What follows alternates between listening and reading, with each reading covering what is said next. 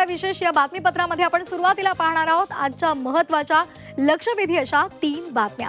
तर पहिली लक्ष वेधून घेणारी बातमी आहे बिनविरोध पॅटर्नवरून सुरू झालेल्या राजकीय रणकंदनाची।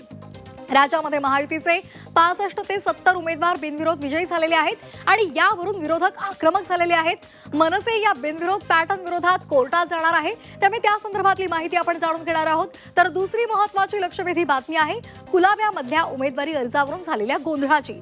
कुलाब्यामधील अर्जाच्या गोंधळावरून महापालिकेचा अहवाल आलेला आहे। उमेदवारांचे अर्ज दाखल करून न घेणं हे अयोग्य असल्याचं या अहवालात नमूद करण्यात आलंय। मात्र निवडणूक आयोगावरील आरोपावरून आता जनता दलानं यू-टर्न घेत तक्रार मागे घेतली आहे आणि त्यामुळे आता निवडणूक आयोग काय निर्णय घेतं याकडे सर्वांचंच लक्ष लागलेलं आहे। तर तिसरी मोठी बातमी आहे मुख्यमंत्र्यांच्या सभांची। मुख्यमंत्री देवेंद्र फडणवीस आज मराठवाड्याच्या दौऱ्यावर असतील।